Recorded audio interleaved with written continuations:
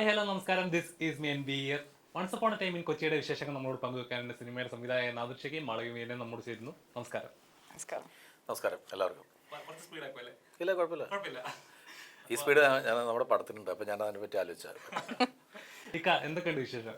സുഖമായിട്ടിരിക്കുന്നു. പുതിയ വിശേഷം once upon a time Kochi അല്ലേ? അതെ.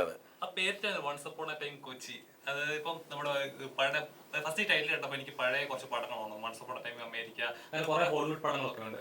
എന്താണ് ഇങ്ങനെ ഒരു ടൈറ്റിൽ ഇടാൻ കാരണം? എന്താണ് അത് തന്നെ കാരണം? അത് തന്നെയാണ് കാരണം. കാരണം അതൊക്കെ കണ്ടു പോകുമ്പോൾ once upon a time in Kochi എന്ന് പറയുന്ന ടൈറ്റിലില്ല. അത് ഇല്ലാത്ത കാരണം നമ്മളത് കൊച്ചി ഇട്ടു. പിന്നെ അത് കൊച്ചിയിൽ മാത്രം നടക്കുന്നൊരു കഥയല്ല, ഇത് എല്ലാ പട്ടണങ്ങളിലും സംഭവിക്കാവുന്നൊരു കഥ. അപ്പോൾ നമ്മൾ കൊച്ചിയിൽ ഷൂട്ട് ചെയ്ത കാരണം once upon a time in Kochi. കൊച്ചിക്കാരുടെ ഒരു പൊതുവായിട്ടുള്ളൊരു തനി കൊച്ചിക്കാരുടെ കഥയല്ല, കൊച്ചിയിൽ സംഭവിച്ചു എന്ന് പറയുന്നൊരു കഥ. അത്രേ ഉള്ളൂ. നല്ല തന്നെ. അതെ. ഇല്ല, ഇവിടെ തന്നെ ഉണ്ട്. അതെ, ഇപ്പൊ നമ്മളുടെ റിലീസ് എപ്പോഴാണ്, അപ്പൊ ഞാൻ വല്ല മൂവി റിലീസുള്ള സമയത്ത് മാത്രം അത്രേ ഉള്ളൂ. Once upon a time in കൊച്ചിയിൽ നല്ലൊരു ക്യാരക്ടറാണ്. റസിയ എന്ന് പറഞ്ഞൊരു കഥാപാത്രമാണ്. സാധാരണ ഒരു പെൺകുട്ടി, അവരുടെ സിറ്റുവേഷൻ വൈസ് എല്ലാത്തിലും പൊരുത്തപ്പെട്ട് ഹെൽപ്പ് ചെയ്യുക, സപ്പോർട്ട് ചെയ്യുക, എല്ലാത്തിലും കൂടെ നിൽക്കുന്നൊരു കുട്ടിയാണ്. എനിക്ക് പേഴ്സണലി ഇഷ്ടപ്പെട്ടു ക്യാരക്ടർ. കേട്ടതിനേക്കാളും ഇക്കയും റാഫി സാറും പറഞ്ഞ കേട്ടതിനേക്കാളും എടുത്തു വന്ന് പിന്നെ നമ്മൾ ഡബിലൊക്കെ കണ്ടപ്പോൾ എനിക്ക് കുറച്ചും കൂടെ ഒരു എന്താ പറയുക സന്തോഷം തോന്നി കണ്ടപ്പോൾ. ഓക്കെ, റസിയ ഒക്കെ ആയിട്ട് എനിക്ക് തോന്നി അത് ഉണ്ടാവുമല്ലോ. അങ്ങനല്ല, ഈ കഥ പറയുമ്പോൾ നമുക്ക് അതെ ശരിക്ക് ഒരു ഈ റൈറ്റേഴ്സിൻ്റെ ആണെങ്കിലും ഡയറക്ടേഴ്സിൻ്റെ ആണെങ്കിലും ഒരു സാധാരണഗതിയിൽ ഈ ആർട്ടിസ്റ്റിനെ പറഞ്ഞ് വീഴ്ത്തണമെന്ന് വെച്ചാൽ ഇങ്ങനെ വേറെ ഒന്നുമില്ല. കഥ പറയുമ്പോൾ ഫുള്ളായിട്ട് കഥ കേട്ട് കഴിയുമ്പോൾ ഇവരായിരിക്കും, ഇവരാണ് അതിൻ്റെ അകത്ത് മെയിൻ. ഇല്ലെങ്കിൽ ഈ സിനിമ നടക്കൂല. അപ്പൊ അങ്ങനെ പറഞ്ഞു പറ്റിച്ചിട്ടാണ് കൊണ്ടുവരുന്നത്. പിന്നെ അവസാനം എഡിറ്റൊക്കെ കഴിയുമ്പോഴാണ് മനസ്സിലാക്കുന്നത് ഇതായിരുന്നു. അതെ അതെ അതെ, അത് തീർച്ചയായിട്ടും. പക്ഷെ അതാ അപ്പൊ നമുക്ക് എല്ലാം കഴിഞ്ഞിട്ടും നേരിട്ട് കാണുമ്പോ ഓക്കെ, വിചാരിച്ചേക്കാളും ഇത്രയും കൂടി ഉണ്ട്, ചെയ്തു തന്നിട്ടുണ്ട് എന്നുള്ള ഒരു സമാധാനം. ഇത് ആദ്യമേ ഞാൻ പറഞ്ഞു, ഇതിന്റെ സ്ക്രീൻ സ്പേസ് പിന്നെ വളരെ ഈ പറഞ്ഞ പോലെ ഇങ്ങനെയാണ്. പക്ഷെ എന്നാൽ പോലും സിനിമ കണ്ട് ഇറങ്ങുന്ന ആളുകൾക്ക് ഈ കുട്ടി അതിനകത്ത് ഉണ്ടായിരുന്നു എന്ന് ആരും ചോദിക്കില്ല. ഓ, നിങ്ങൾ നന്നായിരുന്നിട്ട് അന്ന് പറയും. അതുപോലത്തെ ഒരു ക്യാരക്ടറാണ്. പിന്നെ നല്ലൊരു പാട്ട് കിട്ടിയില്ലേ? അത് നല്ലൊരു പാട്ട് തന്നെ റിലീസ് ചെയ്തിരുന്നു കേട്ടോ. അതെ അതെ അതെ, നല്ല രസമായിരുന്നു കേൾക്കാൻ. അത് പല കല്യാണങ്ങളിലും അത് പ്ലേ ചെയ്ത് അടിപൊളിയായിരുന്നു. അത് അങ്ങനെ ഒരു ശരിക്കും പറഞ്ഞാൽ നമ്മളെ സംബന്ധിച്ചിട്ടൊരു പാട്ട് ഒരു സിനിമയിൽ കിട്ടിയാൽ തന്നെ, അല്ലെങ്കിൽ ആ പാട്ടിൽ വന്നു പോകുമ്പോൾ പാട്ട് ഹിറ്റാണെങ്കിൽ എന്താ പറയുക, ഒരു ചെറിയ സംഭവം ആണെങ്കിൽ പോലും നമ്മൾ പെട്ടെന്ന് ശ്രദ്ധിക്കപ്പെടും. അല്ലേ? അങ്ങനെ പ്രാർത്ഥിക്കുന്നുണ്ട് ഞങ്ങൾ. അങ്ങനെ ഒരു അവകാശവാദമൊന്നുമില്ല. ഇത് ഒരു പറഞ്ഞില്ല, ഒരു ഔട്ട് ആൻഡ് ഔട്ട് ഹ്യൂമർ സിനിമയല്ല. നമ്മൾ അങ്ങനെ പ്രതീക്ഷിച്ചിട്ട് ഈ സിനിമ കാണരുത്. എക്സ്പെരിമെൻ്റലും അല്ല. ഈശോ എന്ന് പറയുന്ന പടമൊക്കെ അങ്ങനെ കാരണം കോവിഡ് സമയത്ത് നമ്മളങ്ങനെ ഉള്ള പരീക്ഷണങ്ങളൊക്കെ നടത്തിയിട്ടുണ്ട്. ഈ ഒരു ത്രില്ലർ ജോണറിലുള്ള സിനിമ നമുക്ക് ചെയ്യാൻ പറ്റുമെന്ന് അറിയാൻ വേണ്ടിയിട്ട്. അത് നമ്മൾക്കും കൂടി ഒരു കോൺഫിഡൻസ്. അതായത് നമ്മൾ സിനിമകൾ സ്റ്റാമ്പ് ചെയ്യപ്പെട്ട് കഴിഞ്ഞിട്ടുണ്ടെങ്കിൽ പിന്നെ അതിൽ നിന്ന് മോചനം കിട്ടും വലിയ പണിയാണ് നമുക്ക്. വേറെ അതെ അതെ, കാരണം എല്ലാവരും അമർ അക്ബർ അന്തോണി അല്ലെങ്കിൽ കട്ടപ്പന പോലെ ആയാലും ഏത് സിനിമ കഴിയുമ്പോഴും ഞാൻ അനുഭവിച്ചെന്നറിയോ, ഇത് അമർ അക്ബർ അന്തോണി പോലെയും കട്ടപ്പനയിലെ ഋതുഘോഷം പോലെ ആയില്ല എന്ന് പറഞ്ഞു. പക്ഷെ അത് ആ രണ്ട് സിനിമ റൈറ്റേഴ്സ് ഒന്നായിരുന്നു. ഞങ്ങൾ ചെയ്ത നല്ല സിനിമകളിൽ ശരിക്കും സത്യസന്ധമായിട്ട് പറയുകയാണെങ്കിൽ നല്ല അന്ന് ഭയങ്കര ഹിറ്റായിട്ടുള്ള സിനിമകളായിരുന്നു. അതിനുശേഷം നമുക്കെന്താ വെച്ചിട്ടുണ്ടെങ്കിൽ എപ്പോഴും ആ റൈറ്റേഴ്സിനെയും ഇവരും മറ്റിട്ട് മാത്രം ഒരു ടീമായിട്ട് ഇങ്ങനെ മുന്നോട്ട് പോയിക്കൊണ്ടിരിക്കാൻ പറ്റില്ല. അവരവരുടേതായ ജോലിയും കാര്യങ്ങൾ, ഞാൻ എൻ്റേതായ പരീക്ഷണങ്ങളും കാര്യങ്ങൾ, അവരുടെ പരീക്ഷണങ്ങൾ, അവർ വേറെ സിനിമകൾ ചെയ്തു, അവർ ഡയറക്റ്റ് ചെയ്തു, അവർ വേറെ സിനിമകൾക്ക് സ്ക്രിപ്റ്റ് ചെയ്തു. അപ്പോൾ അതുപോലെ തന്നെ ഞാൻ അങ്ങനെ ഒരു ടീമിൻ്റെ കൂടെ തന്നെ ഇങ്ങനെ നമ്മൾ പണ്ട് മിമിക്രിക്ക് സ്റ്റേജ് ഷോ ചെയ്ത് വരുന്ന പോലെ ഒരു ടെമ്പോ ട്രാവലർ കയറിയിട്ട് ഒരു സ്റ്റേജിൽ നിന്ന് അടുത്ത സ്റ്റേജിലേക്ക് എല്ലാവരും കൂടി പോകുന്ന പോലെ നമുക്ക് പോകാൻ പറ്റില്ല. നമ്മൾ മാറി സിനിമകൾ, ഇപ്പോൾ നമ്മൾ ചെയ്യുന്ന സിനിമകളിൽ ക്യാമറമാൻ എല്ലാ സിനിമകളിലും ഇപ്പോൾ ഇതുവരെ ചെയ്ത ഇത് 6ാമത്തെ പടമാണ്. അതിനിടയിലൊരു തമിഴ് ചെയ്തിട്ടുണ്ട്. അപ്പോൾ ഇത് 6ാമത്തെ പടം. ഇപ്പോൾ അങ്ങനെയാണെങ്കിൽ നോക്കുകയാണെങ്കിൽ തമിഴ് ഉൾപ്പെടെയാണെങ്കിൽ 7 ക്യാമറമാന്മാരാണ്. കാരണം നമ്മൾ ആഗ്രഹിക്കുന്നത് വെച്ചിട്ടുണ്ടെങ്കിൽ വിഷ്വലി നമുക്ക് കിട്ടുന്നൊരു എന്താ പറയുക, നമ്മൾ അവരുടെ കൂടെ വർക്ക് ചെയ്യുമ്പോൾ അവരുടെ ജോണറിലുള്ള സിനിമകളും അല്ലെങ്കിൽ അവരുടെ കാഴ്ചപ്പാട് കാര്യം നമുക്കും പഠിക്കാം. ഞാൻ വലിയ ഡയറക്ടറൊന്നുമല്ല, നമ്മളൊരു സാധാരണ തുടങ്ങി അങ്ങനെ ബേസിക്കായിട്ട് നമ്മൾ പഠിച്ച് ഒരു സംവിധായകൻ്റെ കീഴിൽ നിന്നിട്ട് സിനിമ പഠിച്ചു വന്ന് അങ്ങനെ പാടൊന്നുമില്ല. നമ്മൾ വീഡിയോ കാസറ്റിൽ മാവേലി കൊമ്പത്തൊക്കെ ഷൂട്ട് ചെയ്തിട്ടുള്ള ശീലം വെച്ചിട്ട് സിനിമ സംവിധാനം ചെയ്യാൻ ഇറങ്ങിയാണ്. അപ്പോൾ പല റൈറ്റേഴ്സിൻ്റെ കൂടെ, പല ക്യാമറമാന്മാരുടെ കൂടെ, പല ആർട്ടിസ്റ്റുകളുടെ കൂടെ നമ്മൾ വർക്ക് ചെയ്യുമ്പോൾ എനിക്ക് പഠിക്കാൻ പറ്റുള്ളൂ. അതിന് വേണ്ടിയിട്ട് ചെയ്യുന്ന. ഇപ്പോൾ നോർമലി ഇപ്പോൾ ഈ മിമിക്രി കാലം തൊട്ടേ അതൊരു ചെറിയൊരു എക്സ്പീരിയൻസ് അല്ല. എല്ലാ സ്റ്റേജുകളും കയറി ഇത്രയും പേരുടെ കൂടെ വർക്ക് ചെയ്ത് ഒരു വലിയ അതൊരു എന്താ പറയുക, നമ്മുടെ എന്താ പറയുക, ഒരാളുടെ അടുത്ത് നിന്ന് പഠിക്കുന്നതിനേക്കാൾ കൂടുതൽ നമ്മുടെ സ്വയം നമ്മുടെ അനുഭവത്തിൽ നിന്ന് പഠിക്കുന്നതിനുള്ള പാഠങ്ങളുണ്ടാവും, എങ്ങനെ ചെയ്യണം. ഇപ്പോൾ ആ ഒരു കാലഘട്ടത്തിൽ തിരിഞ്ഞു നോക്കുമ്പോഴേക്കും ഇന്ന് ആവശ്യം എന്ന വ്യക്തി എന്താണ് ഫീൽ ചെയ്യുന്നത്? അതായത് ഇപ്പോൾ ഒരാൾക്ക് പോപ്പുലർ ആണെങ്കിൽ ഒരു ദിവസം അല്ലെങ്കിൽ ഒരു മണിക്കൂർ മതി ഇപ്പോഴത്തെ കാലത്ത്. അതിനുള്ള സോഷ്യൽ മീഡിയ നമ്മുടെ, അതായത് എന്തെങ്കിലും ഒരു വൈറൽ കണ്ടൻറ് ഇട്ട് കഴിഞ്ഞിട്ടുണ്ടെങ്കിൽ പെട്ടെന്ന് ആൾ, ഇപ്പോൾ ഞങ്ങൾ വന്നതെന്ന് വെച്ചിട്ടുണ്ടെങ്കിൽ ഞങ്ങൾക്ക് ആദ്യം റേഡിയോയിലൂടെ ശബ്ദം കേൾക്കാൻ കൊതിച്ചു. അത് കഴിഞ്ഞിട്ട് ടി വിയിൽ തല കാണിക്കാൻ നോക്കി. ഈ ടി വിയിൽ കാണിച്ചതിന് ശേഷം പിന്നെ വീഡിയോ കാസറ്റുകളിൽ അഭിനയിച്ചു. ഈ വീഡിയോ കാസറ്റുകൾ ഗൾഫിലുള്ള നമ്മളുടെ പ്രവാസി സുഹൃത്തുക്കൾ കണ്ടിട്ട് അവർക്ക് വേറെ അവർക്ക് ആസ്വദിക്കാനായിട്ട് വേറെ പരിപാടിയൊന്നും ഇല്ലാത്ത കാരണം വീഡിയോ കാസറ്റുകൾ കണ്ട് ചിരിപ്പിക്കുന്ന വീഡിയോ കാസറ്റുകൾ, ഞങ്ങളുടെ കോമഡി വീഡിയോ കാസറ്റുകൾ, ആ കോമഡി വീഡിയോ കാസറ്റുകളിൽ കണ്ട് അവരുടെ കുടുംബത്തിലെ അംഗങ്ങളായിട്ട് തന്നെ അവർക്ക് മനസ്സുകൊണ്ട് തോന്നിയിട്ട് നമ്മളെ അങ്ങോട്ട് ഗൾഫിലേക്ക് ക്ഷണിക്കാൻ, അവിടെ ഷോ ചെയ്യാനായിട്ടുള്ള ഭാഗ്യം, നമ്മൾ തിരിച്ചറിയപ്പെടാൻ തുടങ്ങി. നമ്മൾ ഓഡിയോ കാസറ്റുകളുടെ ശബ്ദം കേട്ട് കഴിഞ്ഞിട്ടുണ്ടെങ്കിൽ അതിന് ആദർശമാണ്, അത് അഭിയാണ്, അത് ദിലീപാണെന്ന് പറഞ്ഞ് അങ്ങനെ സ്റ്റെപ്പ് ബൈ സ്റ്റെപ്പായിട്ടുള്ള ഒരു വളർച്ചയാണ്. അല്ലാണ്ട് ഒരു സുപ്രഭാതത്തിൽ പെട്ടെന്ന് എന്തെങ്കിലും ഒരു സാധനം എടുത്ത് ചെയ്തിട്ട് പെട്ടെന്ന് കയറി വൈറലായ ആൾക്കാരല്ല. അപ്പോൾ അതിനൊരു ഗുണം എനിക്ക് ദൈവം തന്നൊരു ഭാഗ്യം എന്ന് വെച്ചിട്ടുണ്ടെങ്കിൽ പഴയ തലമുറ, അതായത് ഒരു നമ്മൾക്ക് 15 വയസ്സ് അല്ലെങ്കിൽ ഞാനൊക്കെ എൻ്റെ 10ാമത്തെ വയസ്സിൽ സ്റ്റേജിൽ കയറിയാണ്. സ്റ്റേജിലല്ല, പ്രൊഫഷണലായത്. സ്റ്റേജിൽ ആദ്യമായിട്ട് കയറുന്നത് 4ാമത്തെ വയസ്സിലാണ്, നഴ്സറിയിൽ. അപ്പോൾ 10 വയസ്സായപ്പോൾ 5ാം ക്ലാസ് പഠിക്കുമ്പോൾ പ്രൊഫഷണൽ ട്രൂപ്പിൽ സിംഗറാണ്, കുനമാവ് സാക്സ് ഓർക്കസ്ട്രയിൽ. അപ്പോൾ അങ്ങനെ വന്നപ്പോൾ ഇങ്ങനെ സ്റ്റേജിലായിട്ടുള്ള പരിചയം ആൾക്കാർ അന്ന് തൊട്ട് കേൾക്കാൻ തുടങ്ങിയ ആൾക്കാർ, അവർക്കും നമ്മളറിയാം. ഇപ്പോൾ ഈ ടി വി ഷോസും കാര്യങ്ങളൊക്കെ ചെയ്യുന്നതിൻ്റെ പേരിൽ ഇപ്പോഴത്തെ പിള്ളേർക്ക് കാണുമ്പോഴും ഈ അങ്കിളിന് എന്ന് പറഞ്ഞിട്ട് ഇങ്ങനെ നോക്കി, അങ്കിള് എന്ന് പറഞ്ഞിട്ട് ഇങ്ങനെ ആലോചിച്ച് പേരൊന്നും ചിലപ്പോൾ കിട്ടിയെന്ന് വരില്ല, അവിടെ കണ്ടിട്ടില്ല. അപ്പോൾ നമ്മൾ സിനിമയിൽ അഭിനയിക്കില്ല. ഞാൻ അങ്ങനെ സിനിമയിൽ അഭിനയിച്ചിട്ടില്ലെങ്കിലും സിനിമയുടെ ക്യാമറയുടെ ബാക്കിലാണെങ്കിലും അവർക്ക് തിരിച്ചറിയപ്പെടുന്നുണ്ട്. അത് കിട്ടിയ വലിയ ഭാഗ്യമാണ്. തീർച്ചയായും. ഇപ്പം എല്ലാ സിനിമകളും നോക്കുമ്പോൾ നമുക്ക് എല്ലാവർക്കും അറിയാം, പോലെ പല സിനിമകളും ഇപ്പൊ ഇന്ന ക്യാരക്ടർ റോളാണ്, ഇതേപോലെ ഇതൊക്കെ ഒരുപാട് പ്രതീക്ഷ നമ്മൾ ചെയ്യുമ്പോൾ അവസാനം വരുമ്പോൾ വലിയ ഔട്ടായിട്ട് ഇത്ര സൈഡ് റോൾ ആയിപ്പോയോ. അപ്പോൾ ഓരോ കഥാപാത്രം ചൂസ് ചെയ്യുമ്പോൾ ഓരോ കഥ ചൂസ് ചെയ്യുമ്പോൾ എത്രത്തോളം കെയർഫുൾ ആവാറുണ്ട്? ഫസ്റ്റ് ഓഫ് ഓൾ ഞാൻ ഇങ്ങനെ ചെയ്യുന്ന പടങ്ങളുടെ എണ്ണം കൂട്ടണം എന്ന് വെച്ചാൽ ചെയ്യുന്ന ഒരാളല്ല. മാക്സിമം എനിക്ക് വരുന്ന മൂവീസ് നമുക്ക് കംഫർട്ടബിൾ ആയിട്ട്, അല്ലെങ്കിൽ എനിക്കത് ചെയ്യാൻ പറ്റും, അല്ലെങ്കിൽ എനിക്കത് ചെയ്ത് കഴിഞ്ഞ് കഴിഞ്ഞാൽ വേറൊരു രീതിയിലുള്ള ഒരു ഇതൊന്നും ഉണ്ടാവില്ല. പല കാര്യങ്ങളും നോക്കിയിട്ട് തന്നെയാണ് ചെയ്യാറുള്ളത്. പിന്നെ ഡിപ്പെൻസ്, പല രീതിക്കാണ് ഓരോ മൂവീസ് എടുക്കുന്നതും കോൾസ് വരുന്നതും എല്ലാം. അപ്പം നമുക്ക് ഫസ്റ്റ് ഓഫ് ഓൾ ഞാൻ നോക്കുക, എൻക്വയറി ചെയ്യും, നല്ല സെറ്റല്ലേ എന്നായിരിക്കും.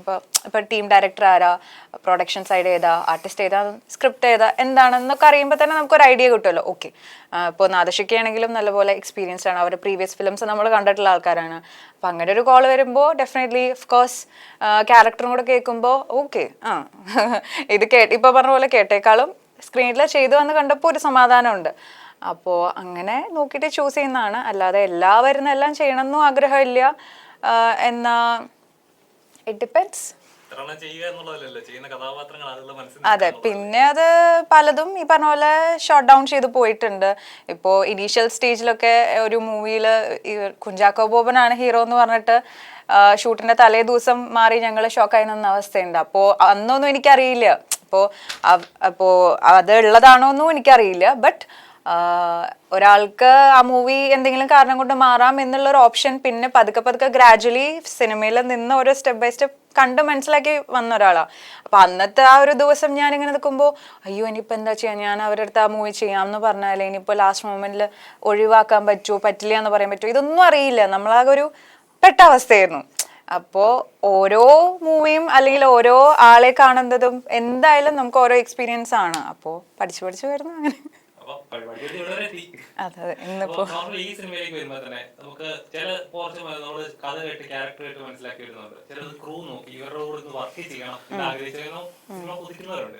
ഇപ്പൊ നമ്മുടെ താന്ത്രികായാലും ഇപ്പൊ ഒരുപാട് ലെജൻസ് ലെവലിൽ നമ്മൾ കാണുന്ന ആളുകളാണ്. ഒരുപാട് ഹ്യൂമറിലൂടെ നമ്മൾ ഇന്ന് ഓർക്കുന്ന സിനിമകളുണ്ട് ഇവരുടെയൊക്കെ. അമിത പ്രതീക്ഷ കൊടുക്കലല്ല അല്ല ശരി, ഞാനൊക്കെ ടിവിയില് സ്കൂളിൽ പഠിക്കുന്ന ടി വി കണ്ടിട്ടുണ്ട് സ്റ്റേജ് പ്രോഗ്രാം. അപ്പൊ അന്ന് കണ്ടിട്ട് ഇന്ന് എനിക്ക് ഫേസ് ടു ഫേസ് സംസാരിക്കാൻ വരുന്നുണ്ടെങ്കിൽ അതിന്റെ ഭാഗ്യം ഞാൻ കരുതുള്ളൂ. അല്ല നമ്മളുടെ ഭാഗ്യമല്ലേ, കാരണം വെച്ചിട്ടുണ്ടെങ്കിൽ നിങ്ങൾ ഇപ്പം നമ്മളുടെ കാസറ്റും കാര്യങ്ങളും കണ്ടു കാണുന്ന വളർന്ന പിള്ളേർ നമ്മുടെ മുമ്പിൽ ഇരുന്നിട്ട് നമ്മൾ ഇൻ്റർവ്യൂ ചെയ്യാന്ന് പറയുന്നത് നമ്മളുടെ ഭാഗ്യമാണ്. നമ്മളപ്പോൾ അപ്പോഴും നമ്മൾ ഫീൽഡിൽ ഉണ്ടെന്ന് പറയുന്നത് ഭാഗ്യമല്ലേ. അതും ഞങ്ങളുടെയും കൂടി ഭാഗ്യമാണ്, അതല്ലാണ്ട് നിങ്ങളുടെ ഭാഗ്യം മാത്രമല്ല. നമുക്കും അതുപോലെ ആ ലൈം ലൈറ്റിൽ നമ്മളെപ്പോഴും ഉണ്ട് എന്ന് പറയുന്നത് നമ്മുടെ ഭാഗ്യം തന്നെയാണ്.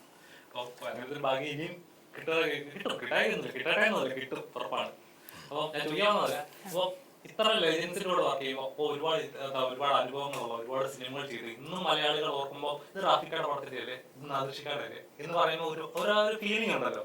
അപ്പൊ അവരോട് വർക്ക് ചെയ്യുമ്പോൾ ഒരു പഠിച്ച ലെസൺ ഉണ്ടായിരുന്നു ലെജൻസിനോട്. പഠിച്ച ലെസൺസ് എന്ന് പറഞ്ഞാൽ അവർക്ക് ഇപ്പൊ നാദൃഷിക്കയുടെ കാര്യം പറയുകയാണെങ്കിൽ എല്ലാം കാം ആൻഡ് കമ്പോസ്ഡ് ആയിട്ട് മാനേജ് ചെയ്യാണ്. ഇപ്പോൾ ആ ഒരു എക്സ്പീരിയൻസിന്റെ ആണ് അത്.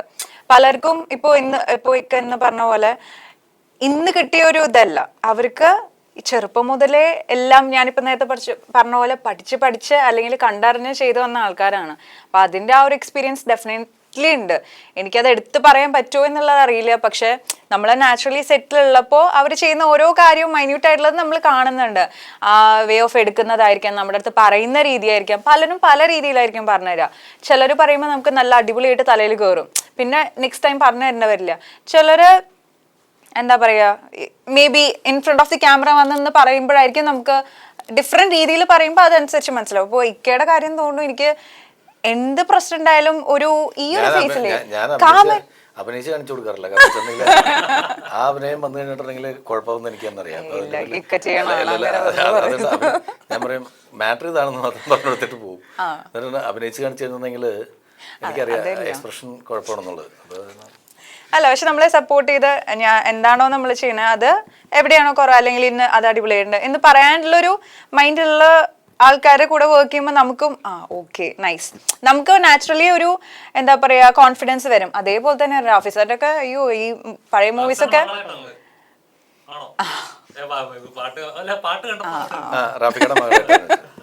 അപ്പോൾ അതും ഒരു പ്ലസ് ആയിട്ട് എനിക്ക് തോന്നുകയാണ്. സാറിന്റെ ഒക്കെ മൂവീസ് കണ്ടിട്ട് ഒരുപാട് എത്ര കണ്ടാലും ഇപ്പോഴും മതിയാവില്ല ആളുടെ തെങ്കാശിപ്പട്ടണവും അതൊക്കെ ഷോ. അപ്പോ ഭാഗ്യം.